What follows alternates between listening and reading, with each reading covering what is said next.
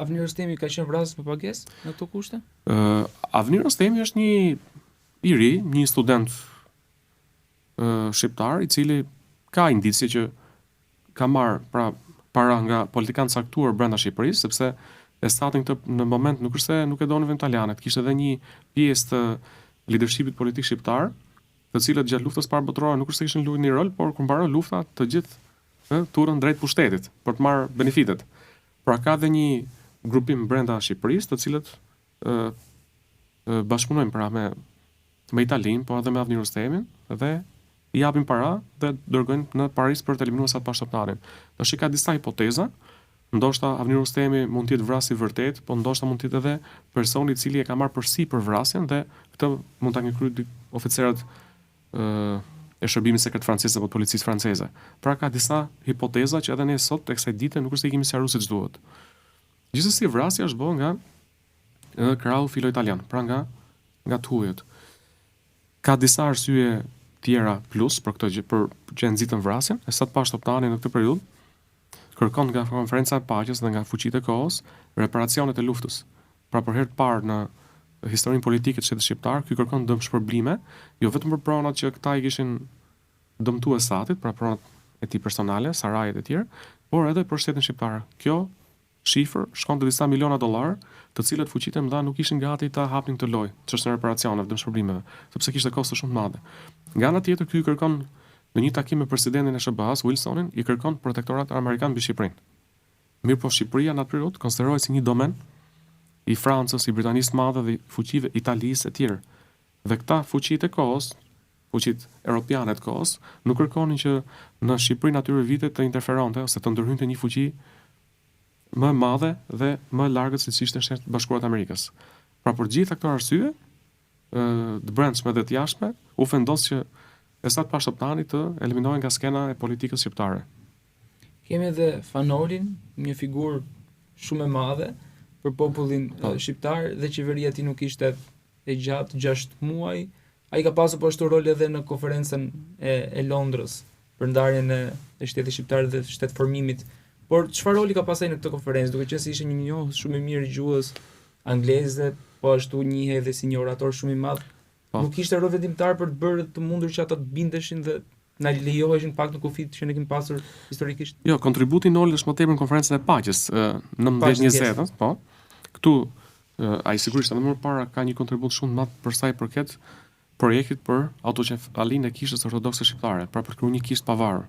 Këto ai e fillon që kur ndodhen Shtetet Bashkuara të Amerikës, që atje fillon kur sigurohet prift e tjerë, por për sa i përket aspektit politik dhe kontributit që ai jep në konferencën e paqes, është kontribut shumë i madh që jep, pra përpiqet bashkë me delegacionet e tjera shqiptare, sepse në konferencën e paqes shkojnë disa delegacione. Edhe nga qeveria e Durrësit, që ishte filo-italiane, edhe nga Stambolli, nga kolonitë e ndryshme shqiptare. Pra dhe Noli ka një kontribut në konferencën e paqes për të mbrojtur integritetin territorial të Shqipërisë, pra kufit e 13-s. Sepse këta kishin thënë se po zhboi edhe Shqipëri që i kishin premtuar në konferencën e ambasadorëve në Londër, në konferencën e paqes. Ai aty ka një kontribut shumë të madh diplomatik, edhe gjatë viteve 20-24, për sa i përket konsolidimit të kishës shqiptare, dhe aty përpiqet që bashkë me klerik të tjerë shqiptar, patriot, ortodoks ishin brenda strukturës së shtetit, të nxisnin frymën, të konsolidonin frymën për krijimin e kishës autocefale shqiptare. Kurse pastaj në politik, Noli është një person shumë emotiv, shumë emocional. Pra, siç janë në përgjithësi letrarët, shkrimtarët e tjerë, ishte idealist, por ka disa, për mendimin tim, ka disa reminiscenca ose disa probleme që nuk duhet t'i bënte. Megjithatë, në 24-ën, reforma agrare, një ndër to? Po ka shumë gjëra, reforma agrare e tjerë, për shembull, një nga arsyet, gabimet e tij politike që i dhan pikë zogut, është fakti se kur vjen pushtet në qershor 24-s, ky përpiqet që të vendosë marrëdhënie diplomatike me Bashkimin Sovjetik. Mirë, po Bashkimi Sovjetik në atë periudhë ishte një shtet izoluar në arena ndërkombëtare, pra fuqitë e mëdha e kishin izoluar në aspektin diplomatik. Mirë, po Fanoli, duke pas një simpati ndaj si shumë intelektual europian të kohës, ndaj Bashkimit Sovjetik, komunizmit, propagandës, ideve të barazisë sociale që bënin bolshevikët majta, ky vendos që në ndikimin e disa bashkëpunëtorëve vet të njohë Bashkimin Sovjetik dhe të pranojë një mision diplomatik përfaqësie në Tiranë. Mirë, kjo e trembi Britaninë e Madhe dhe disa fuqi europiane të kohës, se mos noli mund ta kthente Shqipërinë si një vatër të bolshevizmit në Ballkan dhe në Europë. Pra, kjo i nxiti ata që t'i jepnin një mbështetje zogut, i cili në këtë moment ndodhet në Beograd për të rikthyer në Shqipëri. Sigurisht ata diplomatët britanik dhe europian në atë periudhë i bën disa herë presion Nolit për me që ka ardhur me gru shtetin pushtet, tani legjitimoje pushtetin, pra bë zgjedhje të lira të ndershme.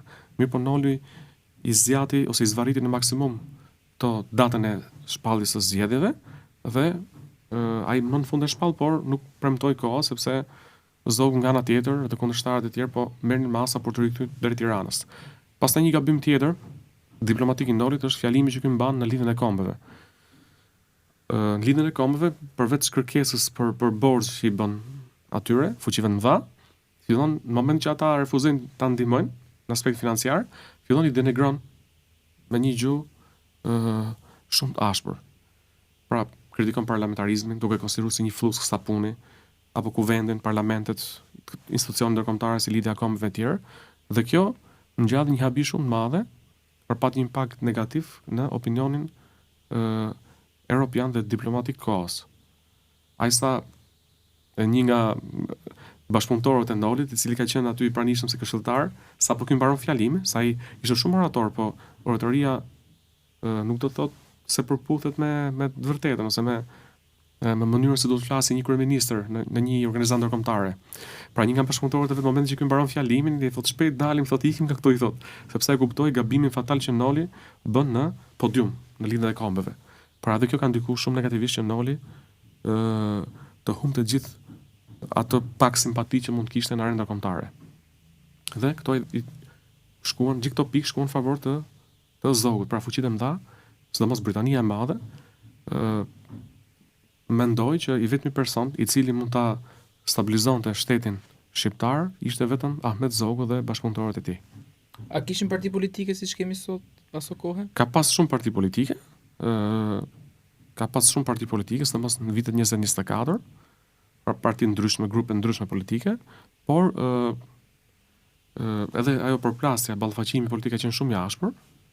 Sigurisht që partitë politike në atë periudhë, fatkeqësisht edhe sot, nuk kanë qenë të mirë strukturuara, por kryesisht ata grumbulloheshin rreth kryetarit të partisë, pra rreth Nolit, Zogut apo të personave të tjerë me influencë në ato vite.